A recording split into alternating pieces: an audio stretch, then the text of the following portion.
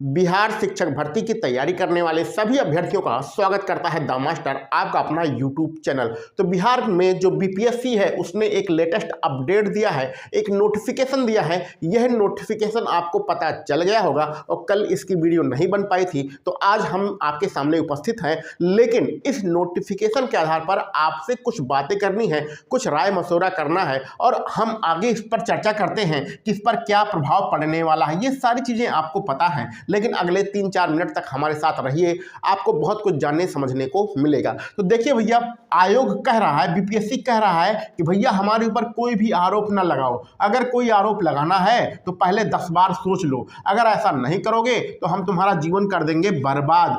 गलत तो बिल्कुल भी नहीं बोलना है। अगर कुछ गलत आपने बोला तो पहले सबूत दो। कोई भी तथ्यहीन आरोप नहीं लगाना है, कोई आधारहीन आरोप नहीं लगाना है, कोई आपको ऐसी बात नहीं कहनी है जिससे आयोग की छवि धूमिल हो।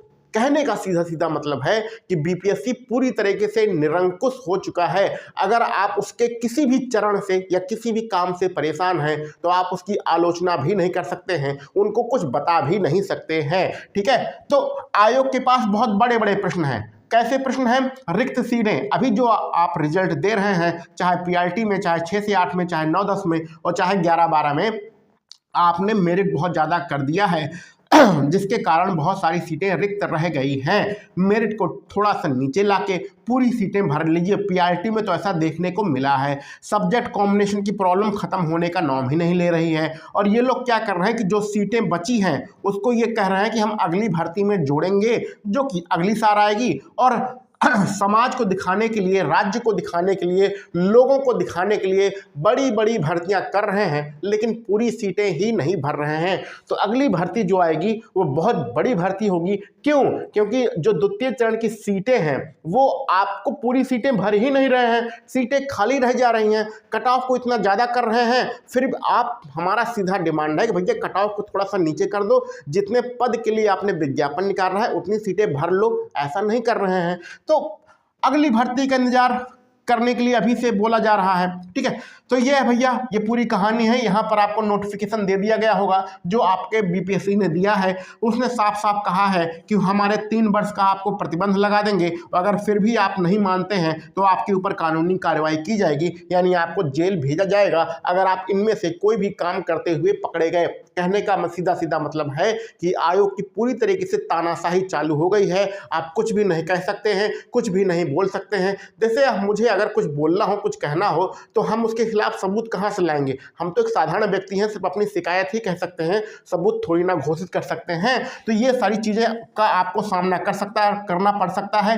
यूट्यूबर हैं जिन्हें कानूनी कार्रवाई का सामना करना पड़ रहा है। आयोग ने एक अच्छा काम किया है कि 3 जनवरी से 13 जनवरी के बीच में एक शिकायत पोर्टल, जिसको हम लोग आपत्ति पोर्टल कहते हैं, इसे जो है ओपन किया है। इसमें आप सभी लोग अपनी अपनी शिकायतें दर्ज कर सकते हैं। सीधा सीधा कहने का मतलब है कि हमारे खिलाफ भैया तुम कुछ मत बोलो। अगर तुम्हें कुछ शिकायत है, कुछ परेशानी है, तो हम एक वेबसाइट दे रहे हैं, उसमें 3 जनवरी से 13 जनवरी तक के बीच में अपनी शिकायत कर दो। अगर आपने सोशल मीडिया पर यूट्यूब चैनल बनाकर कोई वीडियो डाली, कोई पोस्ट डाली, तो आपके खिलाफ तुरंत कार्रवाई की जाएगी। अगर आप स्टूडेंट हैं तो आपको 5 साल के लिए प्रतिबंधित भी किया जा सकता है, और अगर आप यूट्यूबर हैं या सोशल मीडिया इन्फ्लुएंस हैं तो आपके खिलाफ कानूनी कार्रवाई का मतलब आपको जेल भी भेजा जा सकता है। पूरी तरीके से बीपीएससी की गुंडागर्दी यहाँ पर चालू है। बहुत सारे प्रश्न हैं जिसका आंसर देने का कोई नाम ही नहीं ले रहा है। सीटेट में साफ साफ बताया गया था नोटिफिकेशन में कि भैया सीटेट में जो सामान्य वर्ग की महिला है उसे 82 नंबर चाहिए।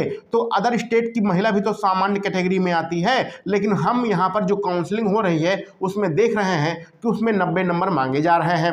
अदर स्टेट वाले भी परेशान हैं। बिहार के जो बच्चे हैं वो इसलिए परेशान हैं कि अदर स्टेट वाले उनकी सीट ले रहे हैं, और अदर स्टेट वाले इसलिए परेशान हैं कि उनका रिजल्ट घोषित नहीं किया जा रहा है, क्योंकि कट ऑफ से ज़्यादा नंबर है, फिर भी उनका चयन सूची में नाम नहीं है। ढेरों सारे प्रश्न हैं। जिसका चयन हो गया है उसको बहुत बहुत शुभकामनाएं सरकारी नौकरी मिलने की, लेकिन जिसका चयन नहीं हुआ है वो आज भी इधर उधर भटक रहा है। तो क्या किया जाए, क्या ना किया जाए, ये सारे ऐसे प्रश्न हैं जिसका कोई भी आंसर नहीं है।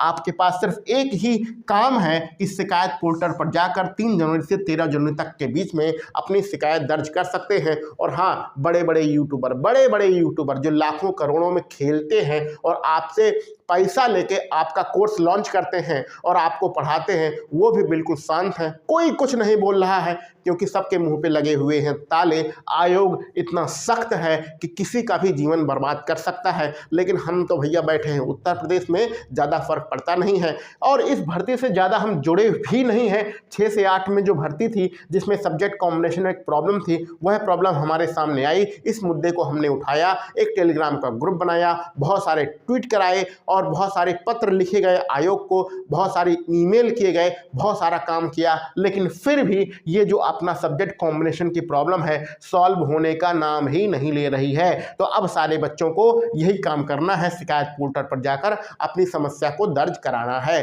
तो भैया ये बीपीएससी है, यहाँ पर किसी की सुनवाई नहीं होती है। अगर उत्तर प्रदेश होता और पीएनपी ने अगर ऐसा कुछ किया होता तो अब तक इलाहाबाद जाम हो गया होता।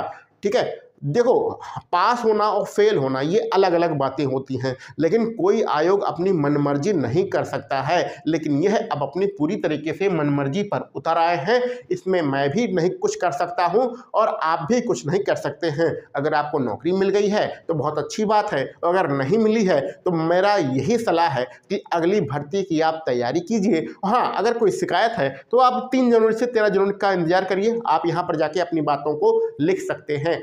तो दिमाग को हमेशा शांत रखिए, ज़्यादा परेशान होने की कोई आवश्यकता नहीं है। जो होना था हो गया, अच्छा हुआ गलत हुआ जो भी हुआ आपके साथ वो उसमें आप सुधारा नहीं जा सकता है।